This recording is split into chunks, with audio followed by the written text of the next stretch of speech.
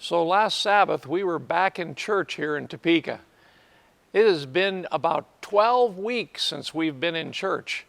I think that's more weeks missing church than I have missed in my entire life. No, it wasn't quite the same. There weren't as many people here, and everyone was spread out.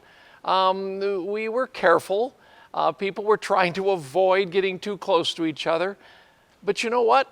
Everyone seemed so happy. I was happy to be back. To believe it or not, it felt good to be sitting in a pew. I have missed church, and I'm grateful that our churches are slowly but responsibly getting back to meeting together. It's important to meet together. It makes a difference. It's good for us. Being away for that long, maybe it has been good for us. Way back when I was in college, I was dating a girl who is now my wife. The challenge we had was that we both went as student missionaries to the opposite sides of the world. We figured we could not be further apart.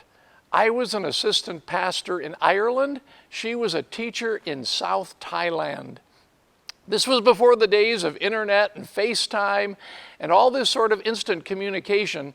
So this meant we were going to be apart from each other for about a year. Now, I was feeling a little bit insecure about this. I know I'm not the pick of the crop, and I was sort of whining to my parents one day and worrying about it, and my mom said, "Oh, Ron, absence makes the heart grow fonder." To which my brother cockily added, "To somebody else." Yeah, and I'll tell you, I never forgot that when we were overseas. We got a lot of letters back and forth, but somehow I always had in my heart that absence would make the heart grow fonder for somebody else. I'm grateful for whatever reason it didn't go that way. And today we have 4 children and 7 grandchildren, and we're grateful how God has led. Absence maybe did make the heart grow fonder. I'm hoping that's the way it is for us as Seventh-day Adventist Christians as we get back to church. I hope this absence that we have had makes us better Christians. I hope it makes our hearts grow fonder for what is good. I hope it makes us grow fonder for each other. One of the greatest tests of Christianity is how we love each other. The challenge is that we're so different in the church. We have different pasts, different likes, different dislikes, even some different theology occasionally. And yet God says the world will know we're His because we love one another. I'm praying that this absence will make us grow fonder for each other, more forgiving, more understanding, more united. There's an old saying that says, living with the saints above, oh, that will be glory. But living with the saints below, that's another story. We need to be careful how we treat each other. As we get back together, help us to look at each other with grace and mercy, to grow fonder for each other. I also hope that this absence will make our hearts grow fonder for the message that we have. It's been amazing to watch the response of the public during these crises. Our world needs hope. We have a mission of hope. And sometimes we can get so confused just trying to do church, just trying to do the normal, that we forget what a wonderful message we have of salvation and hope.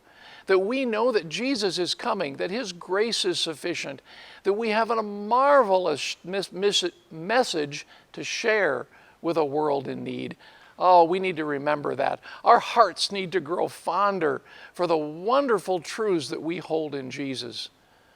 I also hope that our absence will make our heart grow fonder for our mission. We have a world mission. That's supposed to be the highest priority, not only as just church members, but as people, as Christians. We need to see and feel how we can make a difference around us, how it can go even beyond our own local communities and reach into the farthest corners of the earth, to know that Jesus has called us to spread the gospel to every nation, kindred, tongue, and people. Even during the racial struggles we're having right now, it's time for us to recognize that we need to break down all the boundaries. We need to tear down any walls. We need to know that our mission is beyond any color, any race, any religion, any creed. We need to become people that have a global mission. And so, whether you've been back to church or not, I hope that when you do get back, it will be a joyful experience.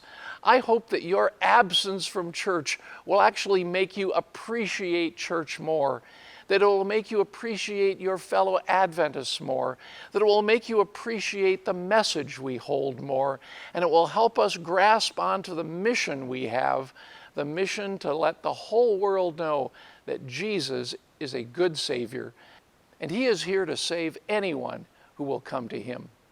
God bless you. Have a wonderful Sabbath. Enjoy getting back to church. Whenever your board decides it's best, be careful, be responsible, but cherish what God has given to us.